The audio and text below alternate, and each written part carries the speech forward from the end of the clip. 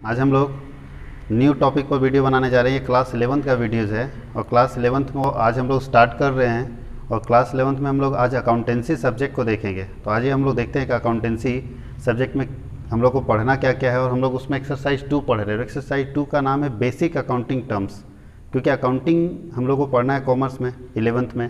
Accounting में basic accounting terms जब तक आप नहीं जानेंगे तब तक अकाउंटिंग को समझ नहीं पाएंगे। पहले अकाउंटिंग के टर्म को समझना जरूरी है, जैसे परचेज क्या होता है, एसेट्स क्या होता है। एसेट का मतलब होता है संपत्ति, हम लोग समझते हैं संपत्ति के बारे में, लेकिन डिफाइन कैसे करेंगे, बिजनेस में एसेट किसको बोलेंगे, परचेज क्या होता है, सेल्स क्या होता है, ये सब बारे में हम लोग अभी डिस्कस करने जा रहे हैं। तो आज हम लोग बेसिक अकाउंटिंग टर्म्स पढ़ेंगे एक्सरसाइज 2। तो हम लोग देखते हैं अकाउंटेंसी में एक्सरसाइज 2 में हम लोग बेसिक अकाउंटिंग टर्म में सबसे पहला जो टर्म हम लोग पढ़ेंगे वो है अकाउंटिंग, क्योंकि अकाउंटिंग क्या होता है वो सबसे पहले जानना जरूरी है। अगर अकाउंटिंग को नहीं जानेंगे तब तक हम लोग उसके बेसिक टर्म को नहीं जानेंगे। तो अकाउंटिंग क्या बोलते हैं, बहुत शॉर्ट फॉर्म में लिखा है, accounting is the language of business. Accounting is the language of business means business को अगर समझना है तो उसका अकाउंटिंग समझना पड़ेगा। अगर अकाउंटिंग नहीं समझते हैं तो बिजनेस को नहीं समझ पाते। जैसे हिंदी पढ़ने के लिए हिंदी ग्रामर चाहिए, इंग्लिश पढ़ने के लिए इंग्लिश का ग्रामर चाहिए। तो और जो भी सब्जेक्ट आप पढ़ना चाहते हो उसके लिए कुछ ना कुछ फंडामेंटल रूल्स एंड रेगुलेशंस है। उसी तरह से अगर बिजनेस को समझना चाहते हैं तो उसका जो फंडामेंटल रूल्स एंड रेगुलेशन है वो अकाउंटिंग है। यानी अगर आप अकाउंटिंग अच्छे से समझ गए तो आप बिजनेस को अच्छे से समझ गए, इसलिए अकाउंटिंग को बिजनेस का लैंग्वेज बोला जाता है। एक और नीचे लिखा हुआ है accounting is an art of recording. Accounting का मतलब क्या होता है, रिकॉर्डिंग ऑफ बिजनेस ट्रांजेक्शंस, जो बिजनेस में ट्रांजेक्शंस होते हैं उसको रिकॉर्ड करना। तो accounting is an art of recording, एक कला है रिकॉर्ड करने की, क्लासिफिकेशन करने की, summarising and analysing of business transaction. इसमें क्या क्या होता है, रिकॉर्डिंग होता है, लिखते हैं ट्रांजेक्शन्स को, उसको क्लासीफाई करते हैं अलग अलग लेजर्स में, उसको समराइज करते हैं एक जगह पे, उसको एनालाइज करते हैं। ये 4 काम हम लोग अकाउंटिंग के अंदर करते हैं। अगर इसको शॉर्ट फॉर्म में बोले तो accounting means recording of business transactions, जो बिजनेस में लेन देन हो रहे हैं, माल खरीदा जा रहा है, बेचा जा रहा है, बैंक में पैसा जमा कर रहे हैं, चेक से पेमेंट कर रहे हैं, किसी से पेमेंट ले रहे हैं, रेंट पे कर रहे हैं, सैलरी पे कर रहे हैं, वो सारे ट्रांजेक्शन्स को रिकॉर्ड करने का जो टेक्निक मेथड्स है वो मेथड क्या कहलाता है, अकाउंटिंग। कि कैसे हम अपने बिजनेस के सारे ट्रांजेक्शन्स को रिकॉर्ड करेंगे। तो accounting means recording of business transactions, माल खरीदते हैं तो कैसे लिखेंगे, बेचते हैं तो कैसे लिखेंगे, बैंक में पैसा जमा करते हैं तो कैसे लिखेंगे। ये सारे काम हम लोग किसके अंदर देखेंगे, अकाउंटिंग के अंदर देखेंगे। अब अकाउंटिंग के बाद हम लोग देखने जा रहे हैं एसेट्स क्या होता है। संपत्ति एक नया वर्ड है, वैसे तो सब लोग जानते हैं कि संपत्ति क्या होता है, लेकिन बिजनेस में एसेट किसको बोलते हैं, संपत्ति क्या होता है। तो एसेट्स का मतलब है कि याद रखिएगा जो बिजनेस के ऑनर का अपना होगा, या आप बोल सकते हैं जो बिजनेस का अपना होगा। एसेट्स का मतलब जो बिजनेस का अपना होगा वो उसके लिए क्या कहलाएगा, एसेट्स कहलाएगा। यहाँ लिखा हुआ है डेफिनेशन में, it refers to the property of business which is not purchase for resale. Business में बिजनेस का जो प्रॉपर्टी होगा जिसको हम लोग रीसेल के लिए नहीं खरीदते उसको हम लोग किस नाम से जानते हैं, एसेट्स का। एसेट का मतलब है कोई भी बिजनेसमैन या कोई अगर पर्सन की बात करें तो एसेट को कोई रीसेल खरीद करने के लिए नहीं खरीदता है। अगर हम संपत्ति खरीदे टीवी तो बेचने के लिए नहीं खरीदते, भले बाद में खराब होता है बेच देते अलग मैटर है, लेकिन बेचने के पर्पस से अनइंटेंडेड टू फॉर रीसेल नहीं खरीदते हम लोग। कभी मेरा पर्पस नहीं रहता कि हमको इसको रीसेल करना। अगर किसी का पर्पस है रीसेल करना तो कंप्यूटर उसके लिए एसेट नहीं हुआ, कार उसके लिए एसेट नहीं हुआ, कार उसी के लिए एसेट होगा जिसका रीसेल करने का पर्पस नहीं होगा। संपत्ति का मतलब है जो बिजनेसमैन का अपना होगा। अगर आपके घर में अपना ज़मीन है तो आपके लिए एसेट्स है, घर आपका अपना है तो एसेट्स है, कार अपना है तो एसेट्स है, जो आपका अपना होगा वो एसेट्स होगा। अगर नॉर्मल डेफिनेशन में देखें तो बिजनेस में जो बिजनेसमैन का अपना होगा वो उसके लिए क्या कहलाएगा, एसेट्स कहलाएगा। जैसे land, building, computers, plant, cash, machinery, कुछ भी हो सकता है।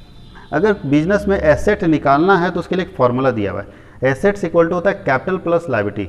अगर आपको ये फाइंड आउट करना है कि किसी बिजनेस में टोटल संपत्ति कितना है, आप अपना भी खुद एसेट निकाल सकते हैं इससे, कि जो आपने कैपिटल इन्वेस्ट किया, जो आप पूंजी लगा रहे हैं, और प्लस लायबिलिटी दोनों को जोड़ देंगे तो निकल जाएगा एसेट्स। जैसे कि एग्जांपल अगर हम लेते हैं कि अगर 10 लाख रुपए का कोई कार खरीदा, लेकिन आपको ये नहीं बता रहा है कि हम 10 लाख का खरीदें, आपको ये बात बताया कि भाई हम 6 लाख पेमेंट किए इस गाड़ी का और 4 लाख रुपये अभी गाड़ी का उधार है, तो इसका मतलब ये गाड़ी कितने की है, तो 6 लाख रुपए जो आपने पेमेंट किया, यानी हम जो पेमेंट करते हैं उसको पूंजी बोलते हैं, अपने तरफ से पेमेंट हुआ। जो उधार होता है उसको लायबिलिटी बोलते हैं, और पूंजी और लायबिलिटी को जोड़ देंगे तो 10 लाख का एसेट्स निकल जाएगा। तो एसेट्स निकालने का फॉर्मूला होता है कैपिटल प्लस लायबिलिटी। अब हम लोग देखते हैं टाइप्स ऑफ एसेट्स, कितने तरह के एसेट्स होते हैं। तो टाइप्स ऑफ एसेट में होता है करंट एसेट और एक होता है नॉन करंट एसेट। अब ये दोनों का जो डेफिनेशन है करंट और नॉन करंट एसेट्स का, वो पीरियड बेसिस पर डिफाइन किया गया है। यूटिलाइजेशन के आधार पर, यूज करने के आधार पर है। करेंट एसेट्स का मतलब ऐसा एसेट्स जो 1 साल के अंदर या तो कैश में कन्वर्ट कर लिया जाता है या तो इसको यूज कर लिया जाता है। ऐसा एसेट्स जिसको हम बेच के या तो कैश में कन्वर्ट कर लेते हैं 1 साल के अंदर, विदिन 1 ईयर, याद रखिएगा। और वो 1 ईयर 12 महीने का होगा। 12 महीना मतलब 1 अप्रैल टू 31 मार्च के बीच में अगर आप 1 साल के अंदर किसी एसेट्स को बेच के उससे कैश निकाल लेते हैं या उसका यूटिलाइजेशन कर लेते हैं तो वैसे एसेट्स को हम लोग क्या, कौन सा एसेट बोलते हैं? Current asset. और नॉन करेंट एसेट का मतलब ऐसा एसेट जो 1 साल से ज़्यादा समय तक हमारे पास चलता है, उसको हम लोग बोलते हैं नॉन करेंट एसेट। अब ध्यान दीजिए, हर बिजनेसमैन के लिए वेरी कर सकता है।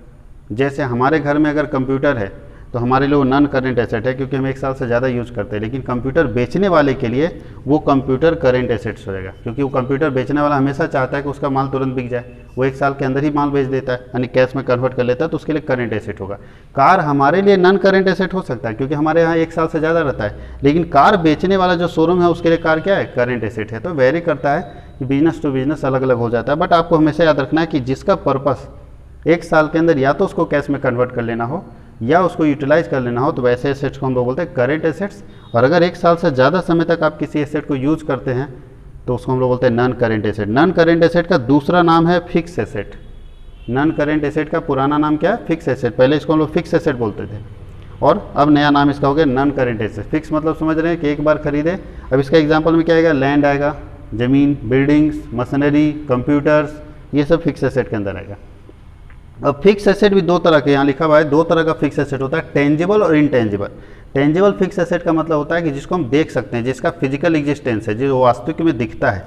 तो 99% जो फिक्स एसेट होंगे वो टेंजिबल होंगे। 99 मतलब अप्रॉक्सीमेट 100। लेकिन कुछ ऐसे फिक्स एसेट होते हैं जो दिखते नहीं हैं लेकिन फिक्स एसेट है, वो आते हैं इनटेंजिबल में, अमूर्त, जिसका कोई वास्तविक स्वरूप नहीं हो, जिसका कोई फिजिकल एग्जिस्टेंस नहीं हो, वैसे एसेट्स को बोलते हैं इनटेंजिबल एसेट्स। तो याद रखिएगा, टेंजिबल का मतलब है जिसका फिजिकल एग्जिस्टेंस है, जो दिखता है, जिसको हम लोग बेच सकते हैं, छू सकते हैं, देख सकते हैं, वो सब टेंजिबल के अंदर आता है। इनटेंजिबल के अंदर आता है कि आपको दिखता ही नहीं है। जैसे एग्जांपल इसके अंदर आएगा गुडविल। जो पावर्स होते हैं ना लोगों का, वो इनटेंजिबल एसेट होता है। जैसे किसी के पास प्रोडक्शन करने का पावर है किसी प्रोडक्ट को। अब मान लीजिए कि टाटा कंपनी के पास सफारी बनाने का पावर है, महिंद्रा के पास जो स्कॉर्पियो बनाने का पावर है, वो उसके लिए इनटेंजिबल एसेट है। उसको भी हम लोग वैल्यूएशन करते हैं, उसको भी हम लोग एसेट मानते हैं कि अगर देश में पूरे देश में अगर कहीं स्कॉर्पियो बनेगी तो सिर्फ महिंद्रा कंपनी बनाएगी। तो पावर होता है किसी प्रोडक्ट को प्रोडक्शन करने का, रेपुटेशन, ये सब इनटेंजिबल में आता है, जिसके अंदर एग्जांपल्स आते हैं goodwill, patents, trademarks, copyrights, software designing, ये सब इसके अंदर आ जाते हैं। अब मान लीजिए कोई व्यक्ति सॉफ्टवेयर डिजाइन किया, वो उसने पेटेंट्स करा लिया गवर्नमेंट से। अब इसका मतलब है कि उस तरह का सॉफ्टवेयर डिजाइन करने का पावर सिर्फ उसी के पास है। जब तक वो किसी को परमिशन नहीं देता है तब तक दूसरा कोई सॉफ्टवेयर डिजाइन कर नहीं सकता। इसको भी हम लोग एसेट बोलेंगे क्योंकि वो परमिशन देने के बदले में कुछ चार्जेस उससे जोड़ेगा।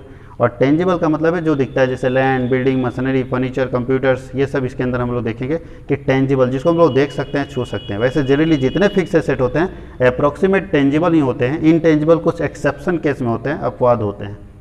इसको लिख लीजिए और फिर हम लोग आगे देखते हैं।